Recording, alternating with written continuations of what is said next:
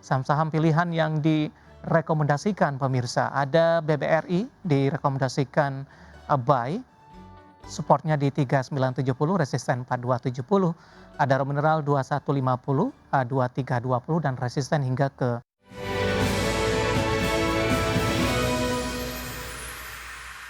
Dan pemirsa masih di Market Buzz dan sebelum kita lanjutkan perbincangan, kita akan coba update terlebih dahulu posisi indeks harga saham gabungan di pembukaan sesi pertama pada pagi hari ini. Di mana indeks harga saham gabungan dibuka tadi di 8.351,361, level tertinggi di 8.358,957. Pasca pembukaan, indeks harga saham gabungan masih bergerak volatile.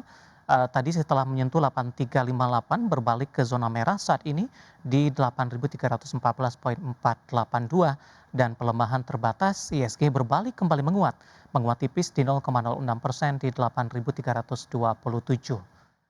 Ya, beberapa rotasi pergerakan sektoral, infrastruktur melemah, kesehatan juga melemah, transportasi dan logistik juga melemah paling dalam di 1,48%, properti menguat di 0,56%, tekno, finance juga masih melaju, dan energi juga mengalami penguatan. Basic di zona hijau dan posisi dari beberapa sektor lainnya, cyclic juga menguat tipis di 0,10%.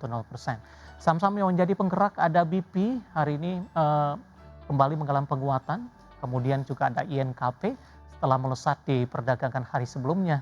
Hari ini tampaknya masih melanjutkan penguatan dan Tekim juga hari ini mengalami penguatan pemirsa. Kemudian juga ada RMKE, RMK Energi menguat di 7,23%, BKSL juga menguat di 0,70%. Kemudian saham-saham yang menjadi pemberat Telkom melemah di 1,67%, MBMA hari ini melanjutkan kembali pelemahan di 2,37%, MDGA juga melemah di 1,57%, ada Inco melemah di 2,39%, ketika di perdagangan hari sebelumnya rata-rata mengalami penguatan.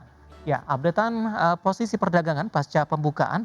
Selanjutnya kita akan coba lihat juga data terbaru dari posisi bursa di kawasan Asia, pemirsa.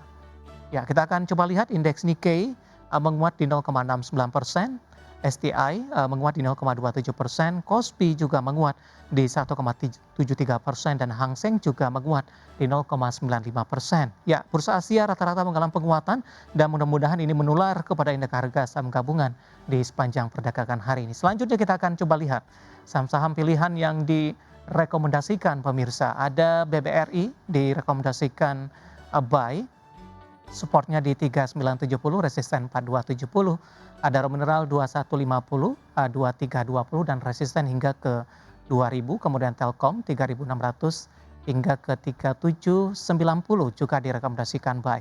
Ya, tiga saham pilihan yang direkomendasikan dan lagi-lagi keputusan investasi tetap pada di tangan pemirsa IDX Channel. Baik Pak Abdul, kita lanjutkan kembali Pak. Ya, Pak Abdul, tiga saham pilihan yang Anda rekomendasikan. Yang pertama dari perbankan Big Cap BBRI. Tadi kita sudah ulas BMRI Pak. BBRI hari kemarin berdua dengan BBCA. Bersama dengan BBCA ini menjadi penopang terbesar indeks harga saham gabungan. Pertimbangan untuk merekomendasikan BBRI hari ini dan peluang lanjutan penguatan dan resisten terdekat dalam jangka pendek dan juga jangka menengah.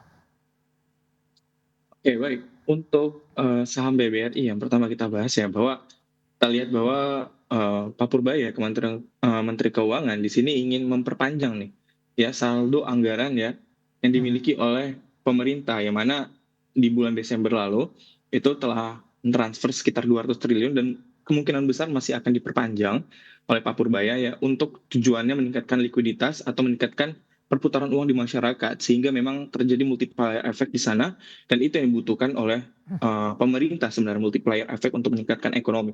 Sehingga memang di sini perbankan seharusnya diuntungkan, tetapi balik lagi ya, bagaimana action dari masyarakat untuk atau korporasi untuk mengajukan kredit nih. Apakah masyarakat ingin mengajukan kredit atau tidak, itu tergantung bagaimana pendapatan dari masyarakat juga diterima seperti itu. Ketika pendapatan masyarakat itu stagnan, tetapi memang pengeluaran yang semakin banyak itu tidak stabil dan kemungkinan besar kredit tidak akan diambil. Itu sisi baik pertamanya, lalu juga sentimen keduanya terkait dengan musim dividen juga tadi telah saya jelaskan sebelumnya bahwa BRI ini rutin bagi dividen interim maupun tahunan dan memang untuk rata-rata dividen proyeksi saya di tahun 2026 ini itu di kisaran kurang lebih 5-8% totalnya. Itu sudah termasuk interim dan tahunan, sehingga memang seharusnya saham Bank BRI masih menarik.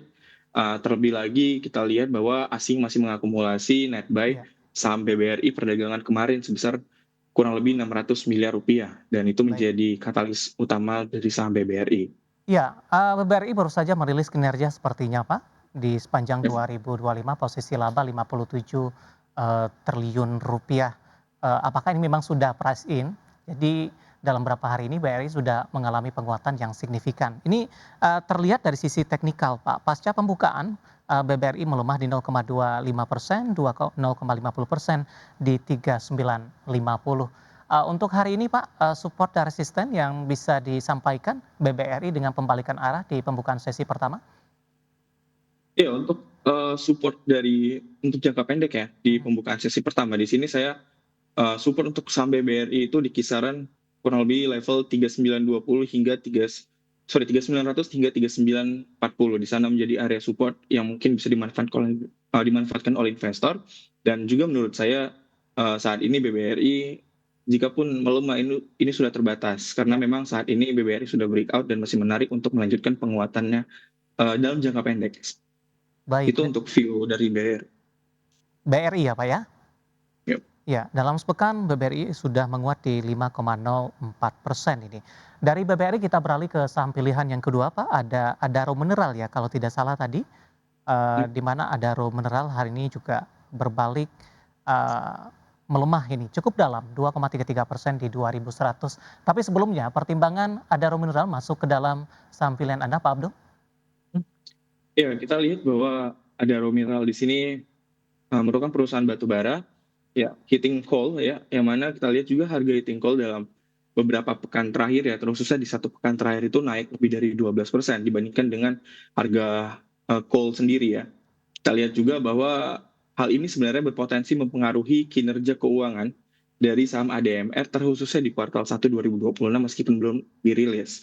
Iya, Sehingga untuk jangka pendek saat ini investor memanfaatkan proyeksi peningkatan pendapatan atau laba bersih dari ADMR di kuartal 1 2026, tapi memang di sini harganya sudah mulai price in, dan di sini kita memanfaatkan untuk melihat sentimen yang lainnya. Nah, untuk sentimen selanjutnya adalah kalau dilihat dari segi valuasi, P ratio dari ADMR secara annualized atau disetahunkan itu di angka kurang lebih 19,7 kali. Dan kalau dibandingkan dengan perusahaan sejenis di industrinya, itu PE ratio-nya di kisaran 31,5 kali, sehingga di sini ada gap yang cukup besar dari segi valuasinya, dan saya rasa untuk dari segi valuasi dibandingkan dengan industri, ADMR masih tergolong undervalue, sehingga ini bisa dimanfaatkan juga oleh investor untuk ADMR.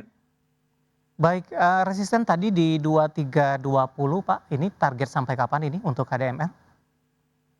Ya, untuk target saya sebenarnya ini untuk jangka pendek ya, jangka Ya. pendek 1 hingga 2 pekan, itu ADMR di resisten 2320 target saya. Baik, dari ADMN kita beralih ke saham pilihan yang ketiga pemirsa dari infrastruktur telekomunikasi.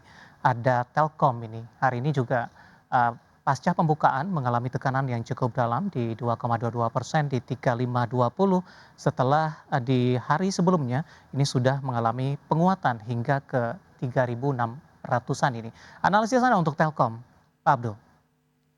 Ya, untuk Telkom kita memiliki sentimen bahwa di bulan Ramadan ini bukan hanya konsumsi yang naik, bukan perputaran uang saja yang naik, tapi transaksi-transaksi digital ataupun kegiatan-kegiatan yang menggunakan yang namanya traffic data atau data seluler di sini masih berpotensi meningkat, Ya, terlebih lagi menjelang Lebaran.